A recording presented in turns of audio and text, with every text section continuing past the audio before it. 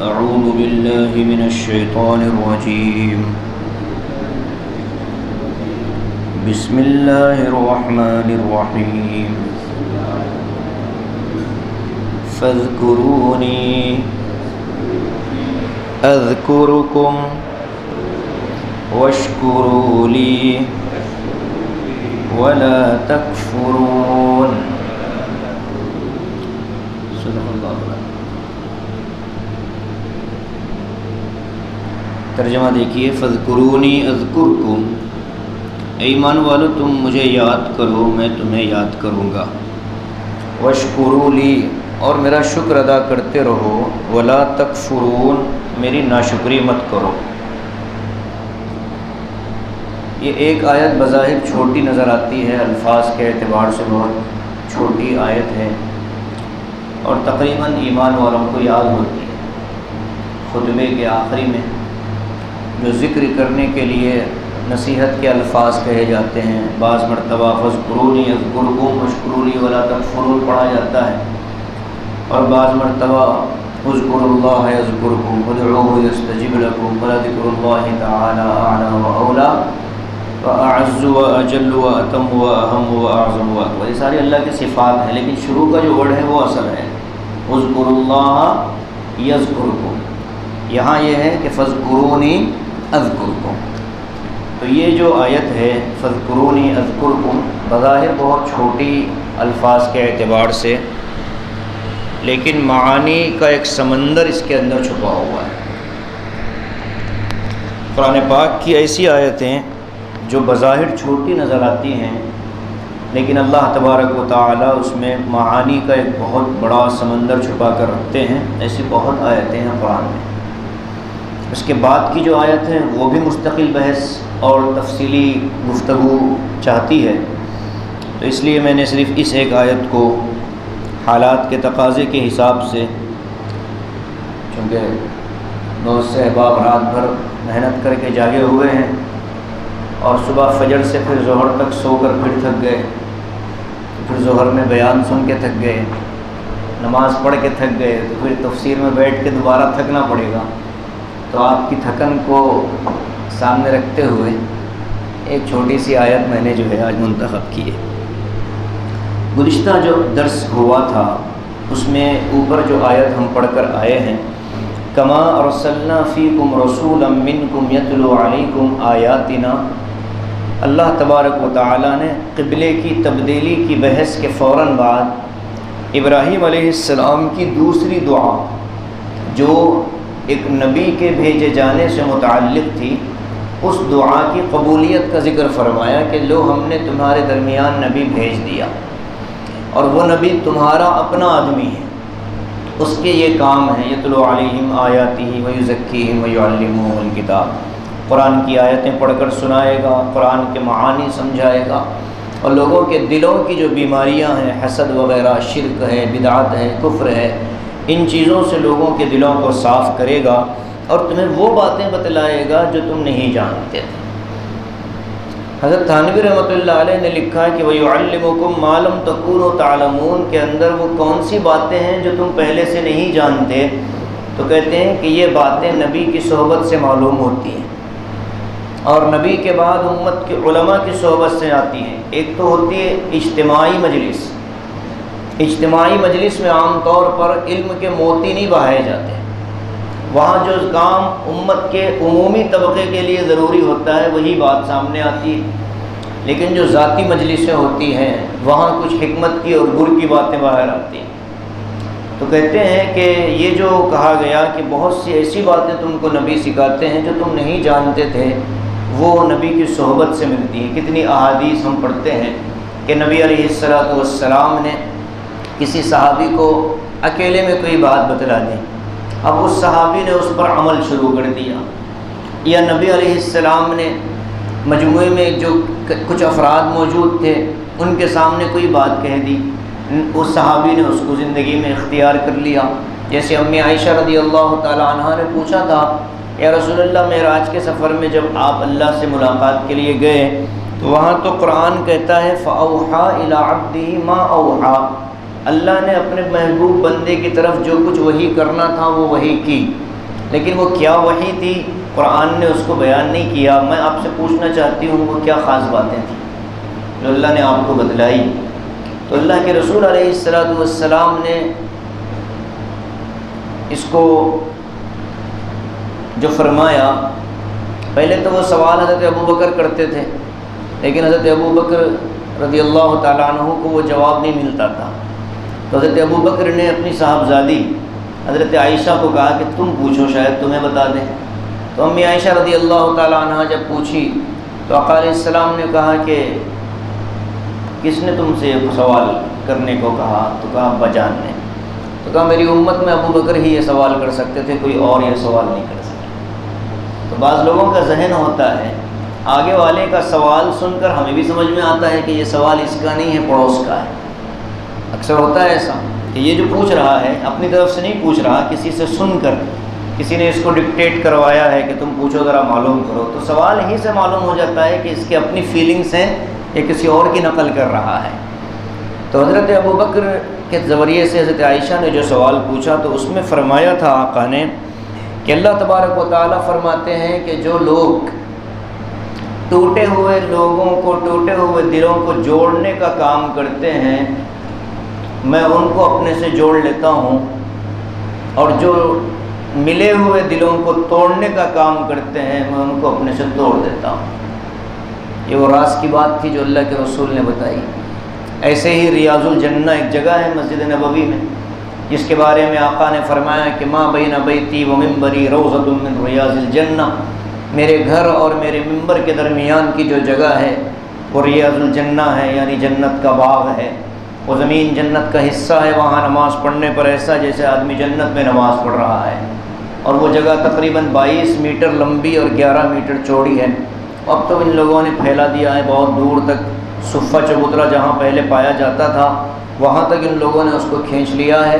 حالانکہ اب جو چبوترا وہاں صفہ کے نام سے مشہور ہے وہ صفہ نہیں ہے بلکہ دکۃ الاغواث اس کو کہتے ہیں تاریخ میں۔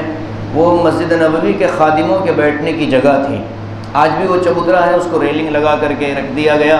اب ہمارے اپنے ملک کے اور اڑوس پڑوس کے جو حجاج پہنچتے ہیں وہ یہ سمجھتے ہیں کہ یہی صفہ چبوترا ہے، جبکہ صفہ وہ نہیں تھا، جبکہ صفہ مسجد کے اندر شامل کر دیا گیا۔ تو وہ جو ریاض الجنہ ہے، وہ جو حصہ ہے، اس میں ایک جگہ ایسی تھی کہ جہاں حضرت نبی پاک صلی اللہ علیہ وسلم نے فرمایا تھا کہ اس پورے جگہ میں، اس پورے ٹکڑے کے اندر ایک خاص مقام ہے۔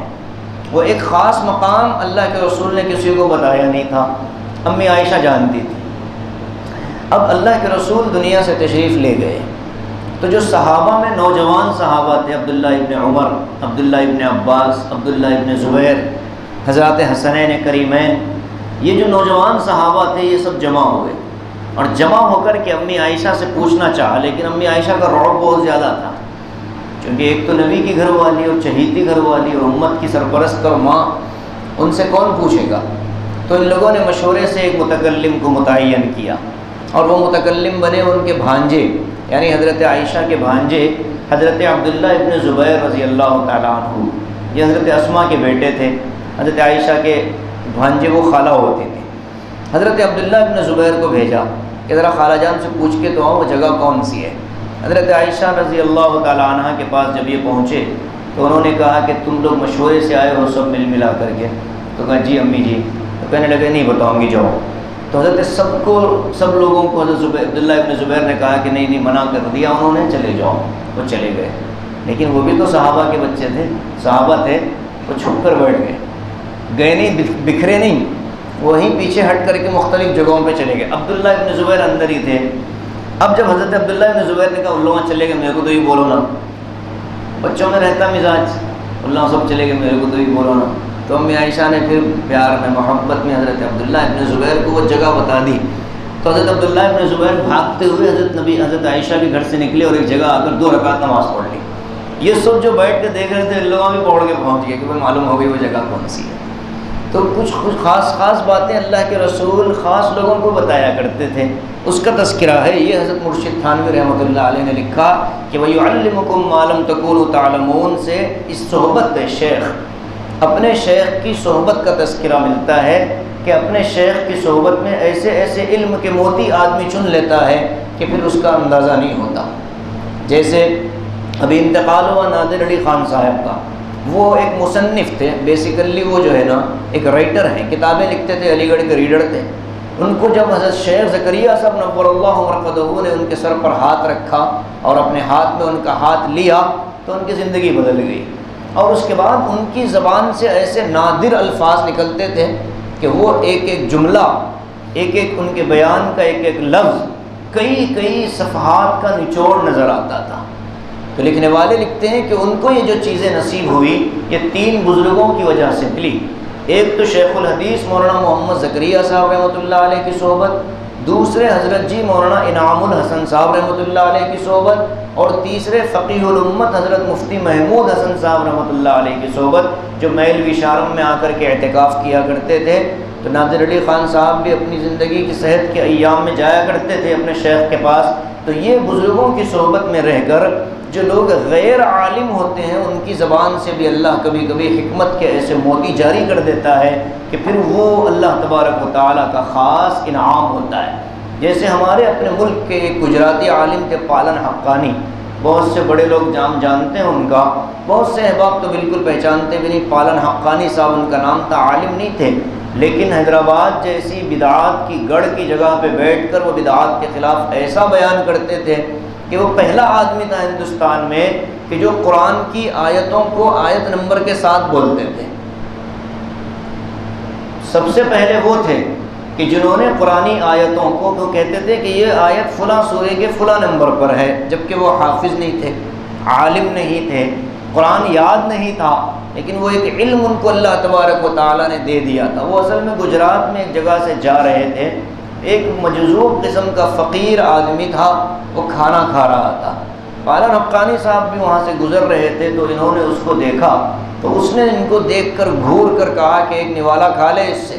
وہ کہتے ہیں کہ اس کے ہاتھوں کی گندگی اور اس کے داڑھی کے گندگی اور اس کی کھانا جو کھاتا تھا تو اس کا کچھ حصہ اس کے پلیٹ میں گر جاتا تھا، بقیہ حصہ تو میرے اندر جو طبیعت میں جو بے چینی پیدا ہوئی میں جانتا ہوں، لیکن اس نے جس لہجے میں مجھ سے کہا اور جن آنکھوں سے مجھے دیکھا، میں نے اس کا انکار کرنا اپنے اندر اس کی ہمت نہیں پائی، اور میں نے پھر اس کی بات مان کر وہ ایک لقمہ میں نے اس کے پلیٹ سے اٹھایا۔ جس وقت وہ لقمہ میرے پیٹ میں گیا اسی وقت مجھے ایسا لگا کہ اللہ نے پوری دنیا کا علم میرے اندر منتقل کر دیا۔ بعد میں کہتے ہیں کہ میں نے پوری زندگی اس شخص کو تلاش کیا، وہ مجھے کہیں نظر نہیں آیا۔ میں نے اللہ والوں سے پوچھا تو کہا کہ ہو سکتا ہے کہ وہ خضر ہوں، یا ہو سکتا ہے کہ وہ ایک مجذوب ہوں جن کو اللہ تمہاری ہدایت کے لیے اور تمہارے فائدے کے لیے اور تمہارے ذریعے سے امت کے فائدے کے لیے شاید اللہ پاک نے بھیجا ہو۔ تو اس طرح سے بھی اللہ کسی کو نواز دیتا ہے، اس کو کہتے ہیں علم لدنی، جو حاصل ہو جاتا ہے اللہ کی طرف سے۔ باقی جو علم حاصل کرنے کی جو شکلیں ہیں وہ اوپر ہم پڑھ کر آئے ہیں۔ آئیے آج کے موضوع پر فاذکرونی اذکرکم۔ اللہ فرماتا ہے کہ جب ہم نے نبی دے کر کے اتنے سارے انعامات تم پر کیے تو تمہارا کام کیا بنتا ہے؟ تمہارا کام یہ بنتا ہے کہ تم مجھے یاد کیا کرو۔ فاذکرونی، علامہ قرطبی رحمۃ اللہ علیہ فرماتے ہیں ذکر کہتے کس کو ہے؟ فرماتے ہیں کہ ذکر کہتے ہیں دل سے یاد کرنے کو، زبان سے یاد کرنے کو ذکر ضمناً کہا جاتا ہے۔ حقیقتاً ذکر وہ ہے کہ آدمی دل سے اللہ کو یاد کرے، زبان سے اس کا اظہار کر لے الگ بات ہے، لیکن اصل جو ذکر ہے وہ قلب کا اور دل کا استحضار ہے۔ معاذ ابن جبل رضی اللہ تعالیٰ عنہ فرماتے ہیں کہ ذکر کا مطلب یہ ہے کہ آدمی اطاعت پر آئے۔ جو انسان، سعید ابن جبیر رحمۃ اللہ علیہ فرماتے ہیں کہ انسان اگر اللہ کی اطاعت کر رہا ہے، احکام پر چل رہا ہے، اگرچہ کہ اس کی تسبیحات، اس کی نمازیں، اس کے نوافل کم ہوں، لیکن اللہ کے احکام پر وہ عمل کر رہا تو اس کو بھی ذاکر کہیں گے، ذکر کرنے والا کہا جائے گا۔ اور ایک شخص ہے تسبیحات بہت پڑھتا ہے لیکن اللہ کے احکام پر عمل نہیں کرتا تو اس کو ذکر کرنے والا نہیں کہا جائے گا۔ تو اصل ذکر جو ہے التنبہ، دل سے اللہ کو یاد کرنا۔ اب یہاں اللہ فرماتا ہے فاذکرونی اذکرکم، تم مجھے یاد کرو میں تمہیں یاد کروں گا۔ گویا کہ یہ ایک دوسرے کے ساتھ جڑا ہوا ہے۔ بندہ اللہ کو یاد کرتا ہے، اللہ اسے یاد کرے گا۔ بندہ اللہ کو بھول جاتا ہے، اللہ اسے بھول جاتا ہے۔ اللہ بھول چوک سے پاک ہے۔ بھولنے کا مطلب یہ ہے کہ اس کی طرف توجہ نہیں کرتا۔ بھولنے کا مطلب یہ نہیں کہ ہماری طرف بھولتا ہے، نہیں، بلکہ توجہ اس کی طرف نہیں ہوتی۔ قرآن میں ایسی بہت سی آیتیں ہیں جہاں بندے کے عمل کے ساتھ اللہ کا عمل جوڑا گیا۔ دعا کے بارے میں فرمایا گیا ادعونی استجب لکم، اے بندو مجھ سے مانگو میں تمہاری دعا قبول کرتا ہوں، میرا ذکر کرو میں تمہارا ذکر کرتا ہوں، مجھے یاد کرو میں تمہیں یاد کرتا ہوں، مجھ سے مغفرت طلب کرو میں تمہیں معاف کر دیتا ہوں، فاستغفروا انہ هو الغفور الرحیم۔ تو ایسی بہت سی جگہیں ہیں۔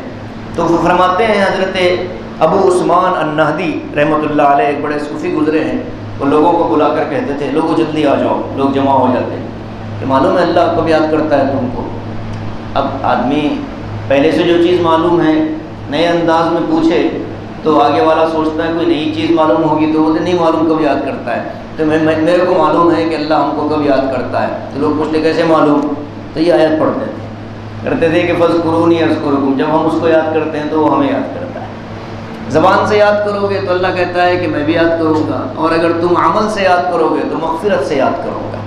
تم میری اطاعت سے میرا ذکر کرو، میں میری مغفرت اور بخشش سے تمہارا ذکر کروں گا۔ تم لوگوں میں میرا ذکر کرو، میں تم سے بہتر مجموعے میں تمہارا ذکر کروں گا جو فرشتوں کا مجموعہ ہے، اعلیٰ علیین کا مجموعہ ہے۔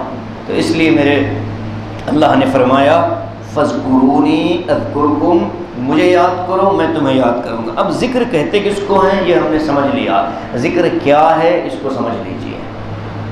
ایک تو ذکر کا پہلا درجہ ہے اطاعت، بندہ اللہ کی کوئی کسی قسم کی کبھی بھی نافرمانی نہ کرے 24 گھنٹے کی زندگی میں، یہ پہلا درجہ ہے۔ دوسرا درجہ ہے انابت۔ انابت کا مطلب ہوتا ہے اللہ کی طرف توجہ، اور ظاہر ہے کہ توجہ کا جو معاملہ ہے وہ قلب اور ذہن سے ہے۔ اس کو آپ اردو میں کہہ لیجئے استحضار، ہر لمحے اللہ کا استحضار کہ بھئی میرا اللہ مجھے دیکھ رہا ہے۔ گناہ کرتے ہوئے آدمی یہ تصور کر لے کہ میں ساری دنیا سے تو چھپ گیا لیکن اللہ سے نہیں چھپ پاؤں گا، یہ استحضار۔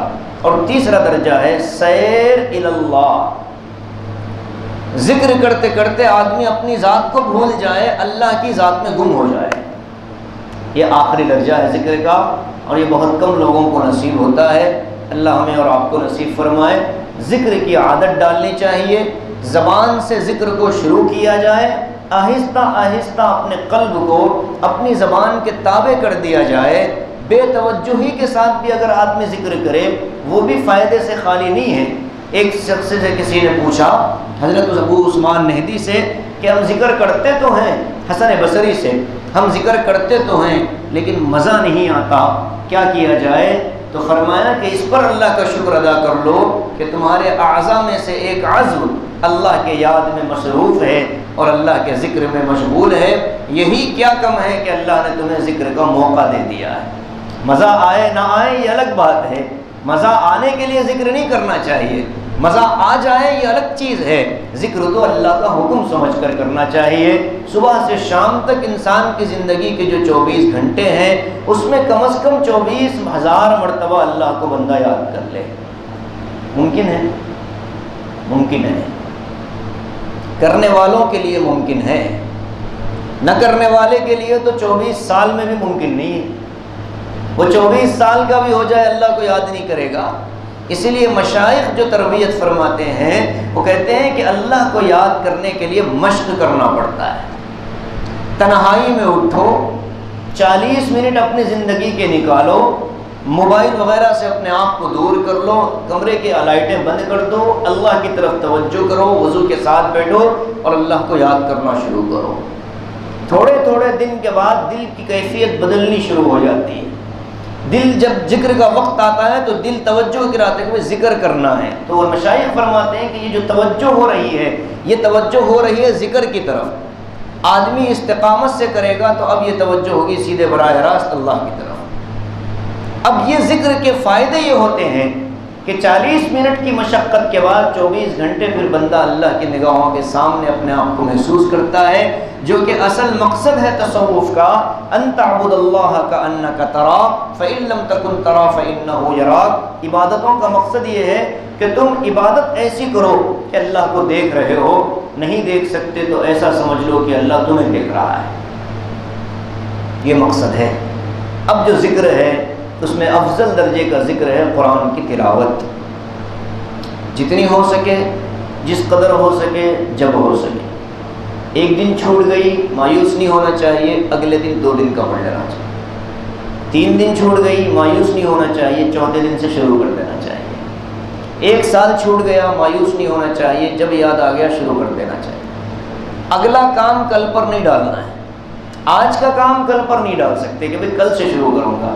رمضان پورا گزر گیا، آج رات میں بیٹھ کے اللہ میں سے معافی مانگ لینا ہے، آخری رات تک بھی یہی ہوتا، معافی کا موقع نہیں ملتا۔ جب احساس آ گیا بیٹھ جائے آدمی، مانگ لے اللہ سے، معلوم نہیں کہ موقع ملے نہ ملے۔ ایک بار معافی کا موقع ملے، دوسری بار پھر موقع ملے گا، پھر ملے گا۔ جس کو پہلی دفعہ موقع مل گیا وہ معافی مانگتا چلا جائے گا، اور جو ٹالتا ہوا آگے بڑھے گا اس کو آخری رمضان تک بھی موقع نہیں ملے گا۔ اس لیے جو عزائم کرنے ہو فی الفور کرنے ہیں، جو ارادے کرنے ہو فی الفور۔ تو قرآن کی تلاوت اگر چھوٹ گئی کوئی حرج نہیں، جب بھی یاد آئے شروع کر دیا جائے۔ اس کے بعد کلمہ طیبہ ہے، لا الہ الا اللہ محمد رسول اللہ۔ اس کے بعد ہے درود پاک، نبی کریم صلی اللہ علیہ وسلم کی ذات اقدس پر درود کے نذرانے بھیجنا، اور اس کے ساتھ ہے استغفار۔ یہ 4 چیزیں تو انسان کی زندگی کی بیساکھیاں ہیں، اس کے بغیر زندگی کی گاڑی چل نہیں پاتی۔ کسی کا دن مکمل نہیں ہو سکتا جب تک اس طرح کی 4 ذکر نہ کر لیں۔ قرآن کا کچھ حصہ پڑھ لیں، اللہ کو یاد کریں لا الہ الا اللہ کے ذریعے، نبی کو یاد کر لیں درود کے ذریعے، اپنے گناہوں کی معافی مانگ لیں استغفار کے ذریعے۔ ان 4 کے بغیر تو آدمی کا دن مکمل نہیں ہوتا۔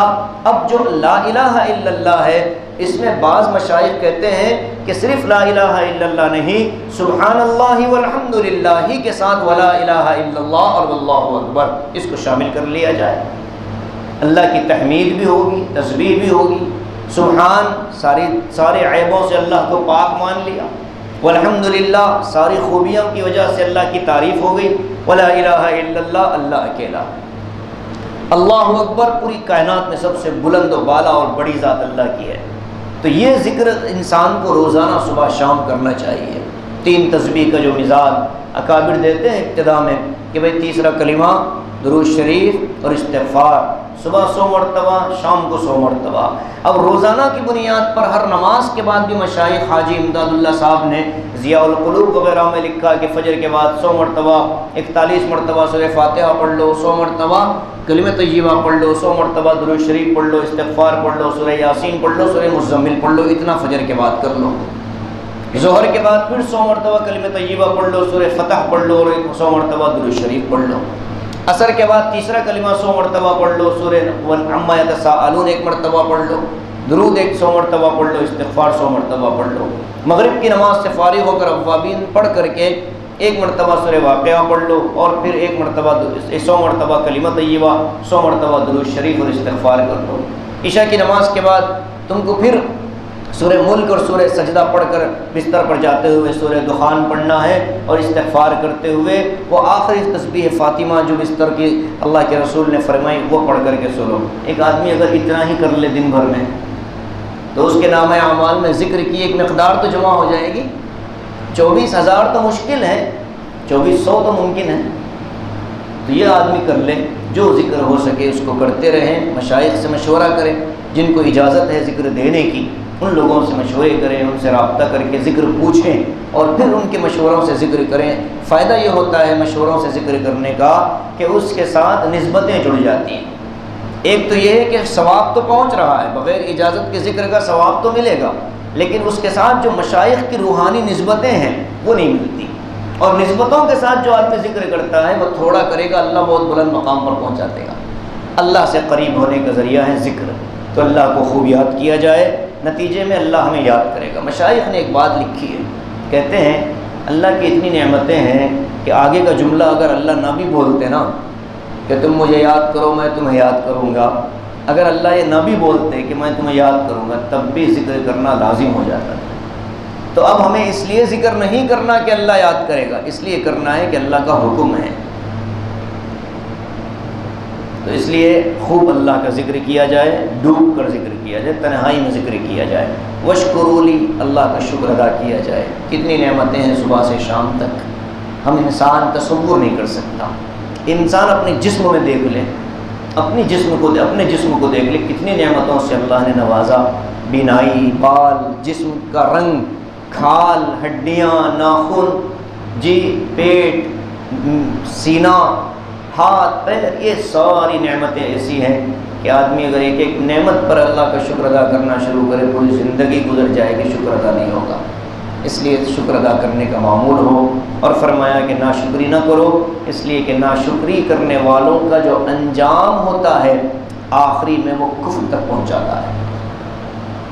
ناشکری کرنے والوں کا آخری انجام کیا ہوتا ہے؟ کفر تک پہنچ جاتا ہے۔ اس لیے ناشکر نہیں بننا چاہیے، اللہ کے شکر گزار بندے بنے۔ ہم بھی دعا کریں اللہ ہم کو ذاکر بنائے، شاکر بنائے، اللہ ہم کو ذاکر بنائے اور شاکر بنائے۔ ارے تم لوگ کار والا ذاکر سمجھیں گے؟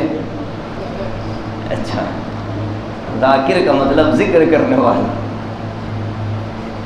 اور شاکر وہ تو وہ بھائی نہیں ہوتے اس کے، شاکر کا مطلب شکر کرنے والا۔